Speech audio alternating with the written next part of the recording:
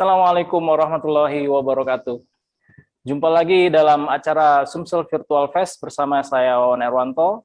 Hari ini kita kedatangan tamu yang sangat spesial. Anak muda, pinter, apalagi pengalaman, jaringan luas, ya, sudah hadir di tengah-tengah kita Roy Listo, Senior Engineer di Grab. Selamat siang, Roy. Selamat siang, Mas Wawan. Ya, terima kasih sudah bergabung bersama Tribun Sumsel dan meluangkan waktu di tengah kesibukannya. Sama-sama, Mas. Ya. Terima kasih sudah diundang. Ya. Perlu kita ketahui, di balik aplikasi Grab yang sudah dikenal luas oleh masyarakat, ada tokoh penting yang berdarah asli Sumatera Selatan. Ia adalah Roy Listo, Senior Engineer di Grab. Gitu ya, Roy ya? Iya, benar-benar. Iya. Jadi kita ngobrolnya agak santai aja. Mas Roy ini sudah berapa lama di Grab itu? Kalau di Grab-nya sendiri sih baru 6 bulan ya. Baru pindah juga ke Grab. Oh, sebelumnya di mana? Sebelumnya di perusahaan fintech. Oh. Sebelum di Grab. Kalau tahu Kredivo. Iya. Ini senior engineer, apa istilahnya itu ya? Ya insinyur lah ya, insinyur software gitu ya, Mas ya. Ya. Mungkin orang nggak tahu ya, terutama orang-orang tua dulu ya. Orang tua dulu taunya cita-cita itu dokter gitu ya. Apa insinyur, apalagi ya, perawat gitu. Nah ini mungkin Mas Roy bisa berbagi cerita sih, apa ini pekerjaan senior engineer software ini di Grab ini, apa sih itu istilahnya itu? Oke. Ya senior software engineer ya. Sebenarnya software engineer secara umumnya itu adalah seseorang yang membuat perangkat lunak gitu, baik web, mobile atau untuk di hardware gitu. Tapi benar tadi termasuk orang tua saya juga, saya nggak tahu gitu sebenarnya saya itu ngerjain apa gitu kan. Jadi kalau boleh dijelasin, software engineer itu bikin fitur baik itu untuk web, mobile gitu atau aplikasi desktop. Contohnya misalnya ini Tribun Sumsel ini tayang di YouTube. Nah itu adalah orang yang di belakang YouTube itu untuk membuat fitur-fitur yang ada di YouTube tersebut. Oh, jadi bisa dijelaskan nggak sih di Grab tuh ngapain aja itu, misalnya ngerjain apa gitu? Ini pekerjaan yang kalau boleh dibilang baru gitu ya? Oke, kalau software engineer sendiri itu udah ada dari tahun 70, 80-an udah ada gitu kan. Itu kan Microsoft, Apple kan lahir di tahun era 70, 80-an sudah ada profesi tersebut gitu. Cuman di Indonesia sendiri memang udah ada juga dari tahun kampus informatika itu juga udah dari tahun 90-an, 80-an di Indonesia kan. Cuman baru terkenal ini semenjak banyak startup bermunculan kan. Ya mungkin 10 tahun atau 15 tahun ke belakang gitu mulai naik lah profesi ini, mulai dikenal. Sebelumnya kurang dikenal gitu. Terus tadi apa pertanyaan kedua ya? Ya, bagaimana ceritanya kok bisa jadi software engineer gitu? Oke, kalau itu awalnya sih nggak tahu ya waktu itu bahwa nanti lulusan tamat kuliah teknik informatika bakal ada jalur ke sini. Jadi waktu sebelum kuliah memutuskan untuk ambil kuliah teknik informatika karena berbagai pertimbangan. Jadi waktu di kampus itu baru tahu bahwa ternyata lulusan komputer itu banyak cabangnya, salah satunya ke dunia software engineering. Dulu kalau boleh tahu lulusan mana nih? Unsri. Oh, di Unsri ya. Di ini. Oh, angkatan berapa nih, Roy? Kalau angkatan 2009, angkatan kuliah. 2009 ya. Ini kita kembali ke Grab ya. Sekarang kan orang udah tahu banyak Grab. Cuma orang nggak tahu bahwa ada orang asli Palembang ya yang mengembangkan software itu ya. Sekarang sudah berapa banyak sih yang download? Punya catatan nggak sih? Catatan berapa banyak yang download? Terus sekarang udah dipakai di negara mana aja itu kan? Nah, kalau kita merujuk ke satu sumber ya, misalnya ke Play Store Android ya, itu udah lebih dari 150 juta download sih mungkin untuk overall Asia Tenggara kayak gitu. Karena Grab sendiri operasinya ada di Indonesia, Singapura, Malaysia, Kamboja, Myanmar, Filipina, sama Vietnam. Jadi banyak juga coverage area negaranya kan. Dan juga di Indonesia sendiri nggak cuma di ibu kota provinsi gitu kan. Tapi contohnya di Kabupaten Lahat, di kota Lahatnya juga ada itu layanan Grab gitu kan. Grab Car ataupun Grab Ride, Grab Food kayak gitu. Jadi memang udah banyak yang mendownload dan menggunakan. Jadi yang mengerjakan software itu ya Mas Roy ini ya? Saya mungkin sebagian pekerjaannya kayak gitu, karena kita tim ya sangat banyak engineer yang ada di Grab itu sendiri, nggak cuman mungkin pusatnya di Singapura, tapi kita juga punya R&D center juga untuk tech di Indonesia dan di negara lain, India dan lain-lainnya, sampai ke Romania juga ada gitu. Oh itu ya. Jadi nggak cuman 10 orang atau 15 orang yang ngerjain, tapi udah ada, kita punya banyak ratusan ribuan engineer untuk mengerjakan fitur-fitur yang ada di Grab itu. Jadi di setiap daerah itu beda-beda atau sama aja sih softwarenya nih? Sama ya. Cuman mungkin ada perlakuan khusus di tiap negara, mungkin ada perbedaan dari sisi bahasa dan layanan gitu. Layanannya mungkin di Indonesia belum ada, tapi di negara lain sudah ada kayak gitu. Jadi apa ya? Ini menarik sebetulnya ya. Ada anak muda Palembang istilahnya ya punya peran besar ya di startup gitu ya, bisa dibilang gitu ya. Ya kalau boleh flashback sih, dulu pernah kepikiran nggak sih dapat pekerjaan kayak gini gitu? Enggak. Jujur waktu saya kuliah, bayangannya itu nanti paling jadi tenaga IT support gitu misalnya nanti kalau tamat kuliah ya, atau mungkin apesnya jadi OP warnet ya kan. Karena waktu itu mungkin untuk adopsi atau lowongan pekerjaan atau ranah di bidang software engineer atau lowongan programmer kita bilangnya itu masih sangat sedikit di Indonesia.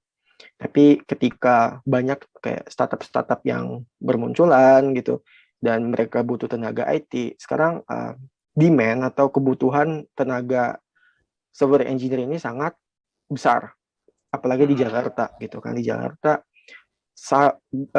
lowongannya sangat banyak dan tapi supply-nya sangat sedikit, maksudnya yang untuk ini. Makanya sekarang tenaga nggak cuma software engineer tapi di bidang IT ya, misalnya ada data scientist, ada machine learning engineer, ada cloud engineer, banyak ya sekarang di dunia IT itu ininya, nama posisi itu lagi banyak dicari. Tapi orangnya sendiri dari asli Indonesia juga masih sangat sedikit kayak gitu yang bisa mengisi posisi tersebut. Berarti SDM kita ini hebat-hebat ya? Hebat. Banyak orang Palembang yang di Jakarta ini yang berkarya kayak gitu di bidang ini. Ya dulu mungkin pembaca kita pengen tahu dulu si Mas Roy ini sekolahnya di mana sih? Sekolah di mana, kuliah di mana itu kan? Oh, kalau kuliah tadi di Unsri ya, Unsri Indralaya itu ya waktu itu. Terus kalau sekolah SMA di Metode 1 Palembang, gitu ya? Di Sudirman. Kamu ngerasa apa istilahnya tuh pinter nggak sih? Orang kan berpikir engineer ini pasti pinter gitu ya. Gimana nih Roy? Nah ini menarik ini. Sebenarnya saya sendiri ngerasa nggak pinter gitu, termasuk waktu SMA kan udah mulai dilepas itu, jadi sama orang tua nggak pernah lagi ditanyain rapor segala macam kayak gitu kan. Jadi ya kalau bisa dibilang prestasi saya 10 dari peringkat kelas itu terbesar 10 dari bawah kayak gitu.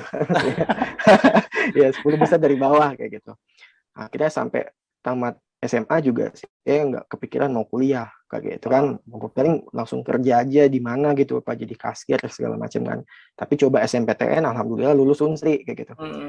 Kuliah di Unsri juga IPK juga jatuh kayak gitu kan. Butuh perjuangan lah untuk dapat IPK 3 gitu kan. Sampai semester berapa kayak gitu kan. Jadi intinya kalau dari pengalaman pribadi sih intinya gigih sih. Kalau untuk di bidang ini gigih. Kalau pinter itu relatif ya. Kalau saya sendiri menggambarkan pinter itu cuma duluan lebih tahu. Mungkin orang lebih berpengalaman lebih tahu, kita bilangnya pinter kan. Padahal mungkin kalau kita udah pelajari kita juga tahu dan nanti kita bisa turunkan ke orang lain kayak gitu ilmunya. Nah, ini pernyataan ini membuat banyak orang lega ya. Jadi jadi orang pinter ya belum tentu sukses gitu ya. Benar. Jadi ada pengalaman menarik nggak sih selama sekolah gitu ya? Dulu boleh tahu nggak, Mas Roy ini cita-citanya sebagai apa itu? Masih kecil gitu ya? Kalau sebenarnya cita-citanya sendiri itu pengen jadi arsitek gitu kan. Karena memang lebih ke desain ya, lebih ke desain grafis gitu, desain gambar-gambar kayak gitu kan. Cuman ya tadi nasib berkata lain. Ternyata waktu mau daftar kuliah, salah satu kriteria fakultas teknik itu tidak boleh buta warna kayak gitu kan, buta warna rasial. Nah, akhirnya tadi pertimbangan ya udah pilih jurusan yang yang tidak mempertimbangkan hal itu gitu. Jadi masuknya ke teknik informatika gitu. Karena itu fakultasnya ilmu komputer kan, bukan fakultas teknik kalau informatika. Makanya jadi ke sana kan. Akhirnya ya cita-cita tadi yang sebelumnya itu berganti ke software engineer aja, karena di dunia IT-nya juga sangat menarik kayak gitu. Kalau kita gali lebih dalam lagi, banyak hal yang bisa digali.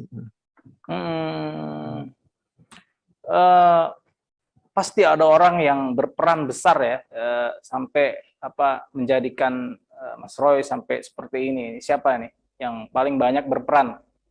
Oke. Yang pasti pertama itu atas izin Allah sebenarnya itu ya.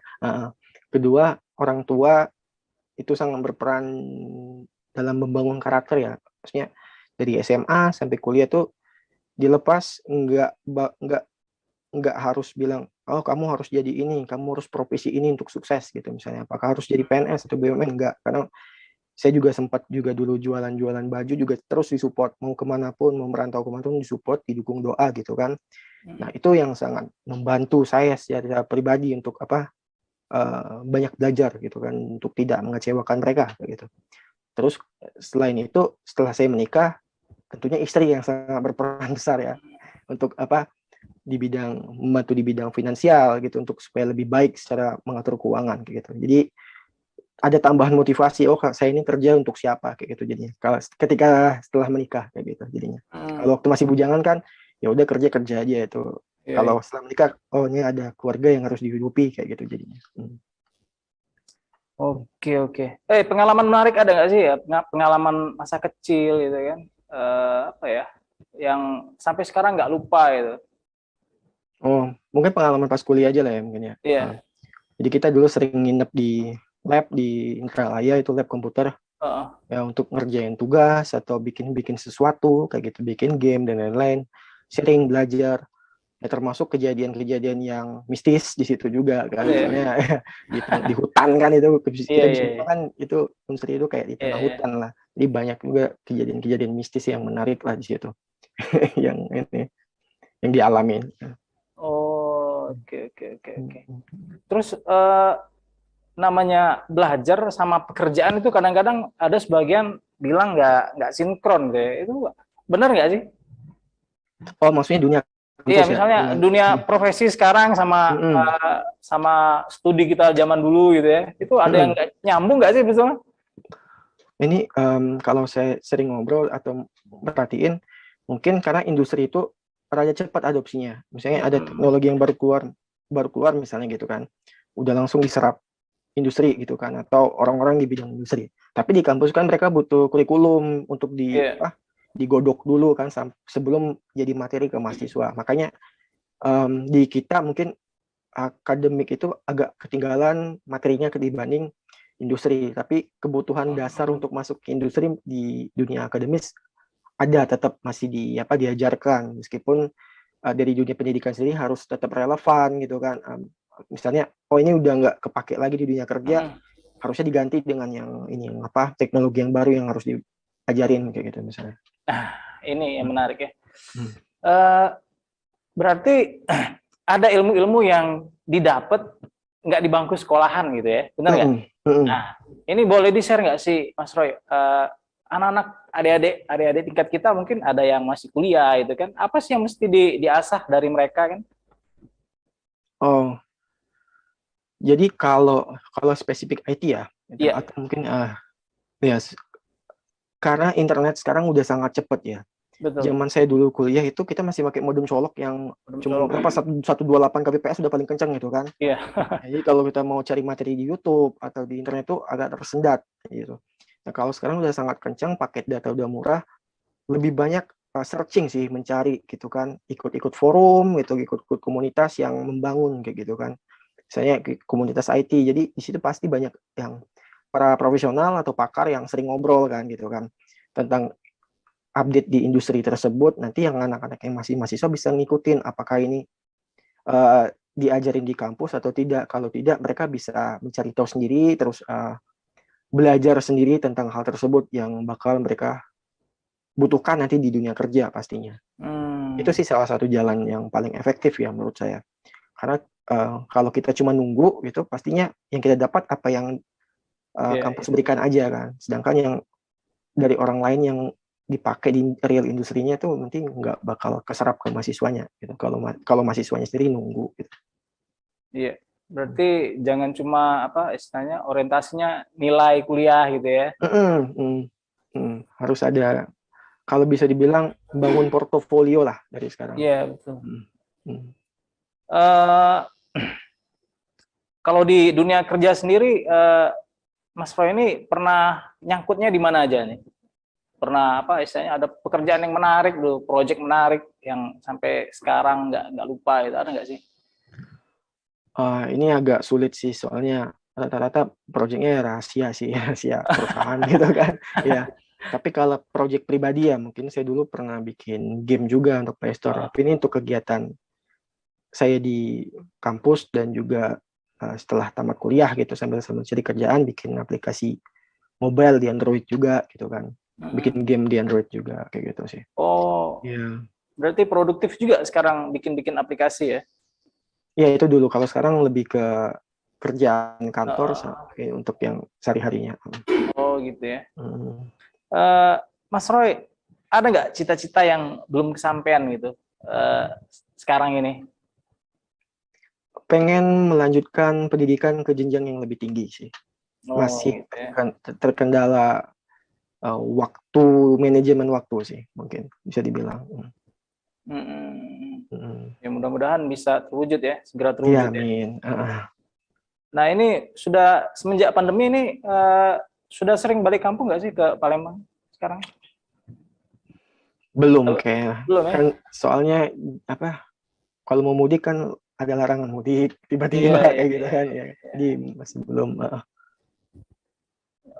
Apa yang dikangeni di kampung halaman? Yang pasti keluarga sih, keluarga orang tua ya, keluarga orang tua adik-adik situ, sama makanan gitu. Misalnya makanan salah satunya mungkin martabakar gitu kan. Martabakar ya? Ya, martabakar itu ada. Sama nasi minyak gitu. Nasi. Ya. Itu sih paling selain pempek. Oke. Sekarang nih Roya, banyak sekali startup ya istilahnya di smartphone gitu kan. Ada anak-anak yang mungkin baru belajar gitu kan. Ada nggak sih yang kiat-kiat dari Roy supaya teman-teman yang baru masuk dunia kerja ini bisa ya bisa bergerak cepat gitu ya? Oke. Mungkin aplikasi ya maksudnya kalau di mobile phone tadi aplikasi. Kalau startup ada anak-anak muda yang pengen bikin startup itu bagus. Cuman kalau saran saya pribadi kalau bisa belajar dulu ya misalnya kerja di salah satu startup gitu kan untuk startup yang masih kecil ataupun yang besar untuk belajar dulu gimana kulturnya gitu kan, gimana cara kerjanya gitu. Baru mungkin bisa bikin startup sendiri atau kalau memang berani langsung bikin startup sendiri itu juga nggak masalah gitu kan, karena bikin startup itu ya baik ya intinya kita bikin perusahaan kecil sendiri entah itu di bidang teknologi atau bidang makanan kan banyak juga sekarang food startup gitu kan, bidang logistik dan lain-lain. Intinya kita membuka usaha baru lapangan kerja baru kan, berarti ekonomi juga terbantu. Jadi intinya sih bagus sih makin banyak startup yang bermunculan. Oke. Terus ada lagi nih pertanyaan nih. bagian tersulit dalam mengembangkan software atau aplikasi dari Grab? Mungkin saat bikin coding atau bikin desainnya itu apa sih? Boleh tahu nggak? Oh, kalau bagian secara general ya, untuk dalam software engineering itu pastinya kita analisa dulu gitu kan, analisa dulu. Itu mungkin salah satu bagian yang sulit ya. Kita analisa requirement-nya maunya seperti apa, terus baru kita implementasi ke coding gitu kan. Coding itu akan lancar kalau kita tahu problemnya gitu, problem yang mau kita atasi gitu kan. Dengan kita melakukan tahap analisa, mencari apa problemnya, kita bisa cari solusi yang tepat kan untuk sebuah masalah tersebut. Solusinya tadi ya bisa kita selesaikan dengan coding tadi. Oh, kita bikin fitur baru dengan nambahin ABCD kayak gitu. Itu sih mungkin yang bagian tersulitnya. Oke, Roy. Mungkin terakhir ya. Harapan Roy terhadap anak-anak muda di Palembang atau di Sumsel khususnya apa nih? Oh, kalau secara umum mungkin harapannya terus lakukan yang terbaik ya, berikan yang terbaik itu, entah itu di bidang pekerjaan atau usaha atau kuliah kayak gitu, terus berikan yang terbaik dari diri kita sendiri untuk mendapatkan hasil yang lebih baik itu, atau hasil yang terbaik yang bisa kita dapatkan sih. Jadi jalanin aja, tapi nggak harus dan nggak gampang nyerah gitu kan, intinya terus berusaha. Oke. Coba kau sapa pakai bahasa Palembang dulu, kawan-kawan kau di Palembang ini. Nah, ini tiba-tiba langsung switch bahasa Palembang. Bahasa Palembang. Ya. Halo, Pak, Ma, aku masuk TV, Ma. Ya, ya, apa kabar kawan yang ada di Palembang? Semoga kita bisa bertemu lagi lah itu, makan-makan lagi di mana gitu, di BKB segala macam gitu ya. Oke, Roy, terima kasih banyak atas waktunya. Mudah-mudahan bincang-bincang yang singkat ini bisa banyak memotivasi teman-teman, adik-adik kita yang masih sekolah, masih kuliah gitu ya. Bahwasanya menjadi 10 besar dari bawah itu bukan hal yang jelek gitu ya. Ya, mudah-mudahan ini bermanfaat. Terima kasih banyak atas waktunya. Mudah-mudahan Roy tetap sehat, sukses di karirnya di masa datang. Oke, demikian Tribuners, bincang-bincang kita dengan senior engineer software di Grab, Roy Listo. Mudah-mudahan bermanfaat. Sampai jumpa di lain kesempatan. Wassalamualaikum.